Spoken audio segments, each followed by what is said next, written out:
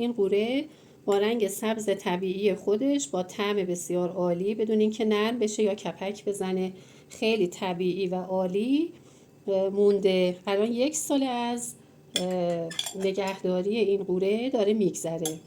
سلام دوستای گلم، امروز اومدم با آموزش طرز نگهداری و آماده سازی قوره که یکی از بهترین چاشنی های غذاهای سنتی ما ایرانی ها هست به مدت طولانی. قوره یکی از چاشنی های بسیار عالی و پرخاصیتی هست که ما ایرانی ها در خورش ها، غذاها، سوپ ها و حتی آش ها استفاده میکنیم و مورد استفاده زیادی داره. من در این آموزش میخوام نحوه نگهداری قوره به مدت طولانی مدت رو بهتون آموزش بدم. خب در مرحله اول من قوره ها رو، خوشه های قوره رو درون یک ظرف میچینم. به میزان 1 سر از ضد عفونی کننده میوه‌جات و سبزیجات رو بهش اضافه میکنم. اگر در دسترس ندارید 1 استکان سرکه سفید و مقداری نمک میتونید بریزید روی سبزیجات، میوه‌جات و همین قوره‌ای که الان میخوایم بشوریمش و میگذاریم به مدت 8 دقیقه کاملا درون این ضد عفونی کننده بمونه. خب دوستان عزیز، الان مدت 8 دقیقه از ضد عفونی کردن این قوره ها گذشته و من از این آب خارجش میکنم.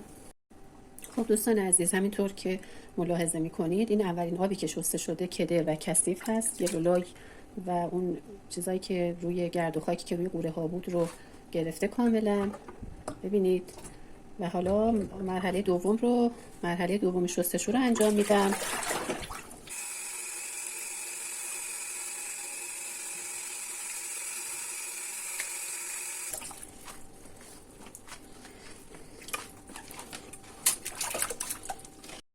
خب دوستان عزیز، این دومین آبی هست که من قوره ها رو دیگه میخوام بشورم و آب کشی کنم. خیلی دقت کنید و میوه‌جات، این نحوه شستن خیلی مهمه. حداقل سمزدایی رو ما میتونیم انجام بدیم. این سمپاشی که تو مزارع میشه هم باید از بین بره روی میوه ها و سبزیجاتتون. خب دوستان عزیز، این آب دوم هست و آب دوم دیگه زلال هست و دیگه نیازی به شستن توی آب سومو نداره. اگر شما هر چقدر گل آلود و تیره بود باید چند بار بشورید تا آب آخر زلال باشه. حالا من این قوره ها رو آبکش میکنم و میگذارم کاملا خشک بشه.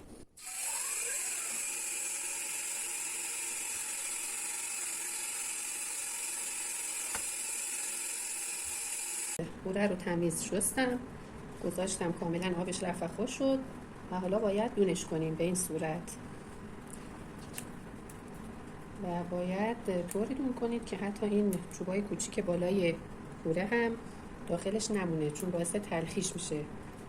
هم توی غذا که میخوایم بریزید، هم داخل مدلی که من میخوام بهتون آموزش بدم برای نگهداریش باید کاملا دون قوره خالی باشه به این صورت. حتما با دست تمیز دون کنید، دستتون چرب نباشه. قوره هایی که لک دارن، مثل این حالت لک و سیاه داره رو جدا کنید از قوره های سالم. قوره های سبز با کیفیت خوب رو انتخاب کنید برای خرید. قوره هایی که به طعم شیرین میزنن و دیگه دارن انگور میشن مناسب این نگهداری در فریزر و نگهداری در این مدلی که من میخوام بهتون یاد بدم نیست. قوره رو پاک کردم و به این صورت 1 قوره سبز و 1 دست دون شده و بدون چوب و لک یا آشغال، تمیز، قوره خالص. حالا قوره های پاک شده رو درون شیشه میریزم. این مدل تهیه قوره حتی تا 1 سال و بیشتر براتون میمونه با طعم بسیار عالی، در صورتی که بعضی از نکات رو حتما توجه داشته باشید. زمانی که میخواین استفاده کنید از قوره باید حتما از قاشق و وسیله تمیز استفاده کنید. قاشق چرب یا دست چرب بهش نخوره میمونه، ماندگاریش بالای 1 سال هست. آب قوره‌ای که من میخوام برای این قوره ها استفاده کنم خودش نمک داره، چنانچه از آب قوره بی نمک بود حتما نمک رو اضافه کنید خودتون. آب قوره رو من میریزم روی قوره ها تا از سطح قوره ها بیاد بالاتر. خب در شیشه رو میبندم و میگذارم داخل یخچال. بین 4 روز تا 1 هفته این کاملا جا میفته.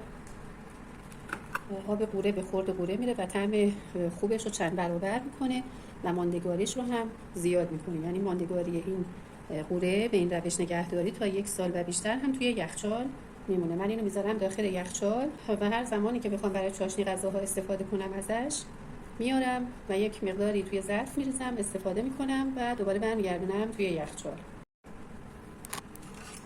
در روش دوم هم قوره های پاک شده دون شده تمیز رو فریز میکنم به همین سادگی و به همین راحتی.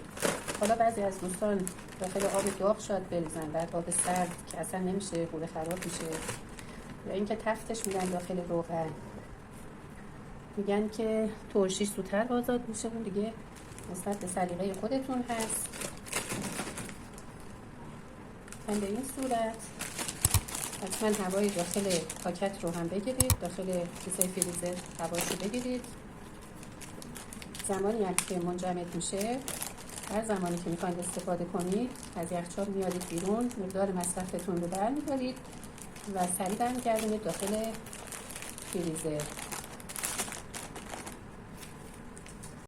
خب دوستان ببینید این قوره‌ای هست که 1 سال از مدت زمان تهیهش میگذره و من اون قوره‌ای که آموزشش رو گذاشتم مربوط به 1 سال پیش هست.